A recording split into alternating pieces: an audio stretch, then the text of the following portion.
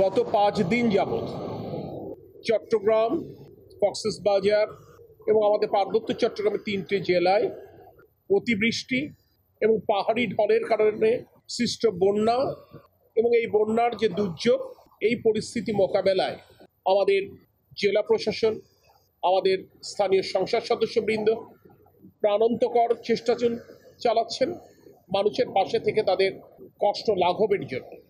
মাননীয় প্রধানমন্ত্রীর পক্ষ থেকে, সরকারের পক্ষ থেকে এই কার্যক্রম তদারকি এবং সমন্বয়ের দায়িত্বপ্রাপ্ত হয়ে আজকে আমি চট্টগ্রামে উপস্থিত হয়েছি।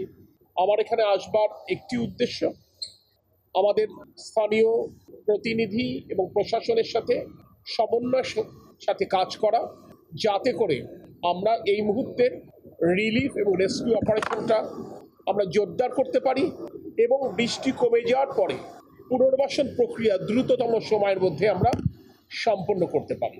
ড্রেনের পানিটা খালে পৌঁছাতে হবে। তো এই ড্রেনেজ ব্যবস্থার আমরা যতই আধুনিকায়ন করি না কেন, আমরা যদি সচেতন না হই তাহলে এই ড্রেনেজ ব্যবস্থার উন্নয়ন করা সম্ভব হবে না। তো চট্টগ্রাম আমাদের বাণিজ্যিক নগরী, এখানকার মানুষ অত্যন্ত শিক্ষিত, এখানকার মানুষ অনেক সচেতন।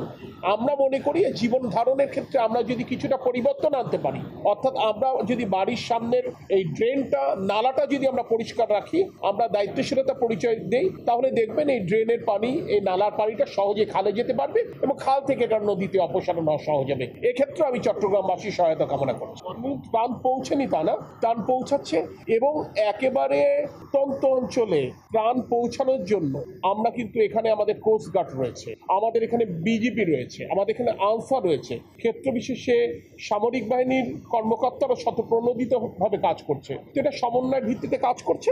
আমরা আজকেই হয়তো বাঁশখালীতে পরিদর্শনে যাব ইনশাল্লাহ, এবং আপনাকে এইটুকু আশ্বস্ত করতে পারি, দক্ষিণ চট্টগ্রামের এই উপজেলাগুলোতে বেশি ক্ষতিগ্রস্ত, তো সেখানে ত্রাণের পরিমাণও আমরা বাড়াচ্ছি এবং এটা প্রকৃত যার প্রয়োজন সেখানে যেন প্রত্যেকের কাছে যেন এটা পৌঁছায়, সেটা নিবিড়ভাবে পর্যবেক্ষণ করবার জন্য সংশ্লিষ্ট ইউনোদেরকে নির্দেশনা দেওয়া হয়েছে। আমরা আপনাদেরকে নিশ্চিত করতে পারি ত্রাণ পৌঁছেছে, কিন্তু ত্রাণ যেন প্রত্যেকের কাছে পৌঁছায় সেটা আমরা আগামী দিনগুলোতে নিশ্চিত করবো ইনশাআল্লাহ। আমি আপনাদেরকে এই কথাটাই বলবো যে দীর্ঘদিন তো সংস্কারের অভাবে এই ব্যাপারগুলো হয়েছে। তো গতকাল অনেক প্রচেষ্টার মাধ্যমে বাঁশখালীর সকল স্লুইস গেট কিন্তু খুলে দেওয়ার কারণে আজকে আপনারা দেখবেন দিনে খুব দ্রুত পানি নেমে গেছে। আসলে আমি আপনাদেরকে একটা কথা বলি, এই যে আপনারা যেটা বললেন খাল দখল হয়ে গেছে কিংবা ফুটপাত দখল করে স্থাপনা তৈরি হয়েছে, কারা করেছে? প্রভাবশালীরা করেছে, যারা বিগত দিনে ফ্যাসিস্ট রেজিমে কোনো আইনের তোয়াক্কা করেনি, জনগণের প্রতি কোনো দায়বদ্ধতা ছিল না, তারা সরকারি সুযোগ সুবিধা ব্যবহার করে, তারা ক্ষমতা ব্যবহার করে তারা এই অনিয়মগুলো করেছে। এখন একটি নির্বাচিত সরকার এসছে, নির্বাচিত সরকারের দায়বদ্ধতা প্রভাবশালীদের প্রতি নয়, জনগণের প্রতি। তাই আমরা ইনশাল্লাহ আগামী দিনগুলোতে আপনারা দেখবেন এই যে অপকর্মগুলো অতীত হয়েছিল, সেই অপকর্মগুলোকে আমরা নিশ্চয়ই অ্যাড্রেস করব এবং যাতে করে চট্টগ্রামবাসীকে একটা স্থানীয় সুস্থির পরিবেশ নিশ্চিত করা যায় সে ব্যাপারে আমরা কাজ করব। চট্টগ্রামবাসী সৌভাগ্যবান, তারা এই ত্রয়োদশ জাতীয় সংসদ নির্বাচনে যে অকুণ্ঠ সমর্থন দিয়েছে ধানের শীষ প্রতীককে, এবং সে কারণে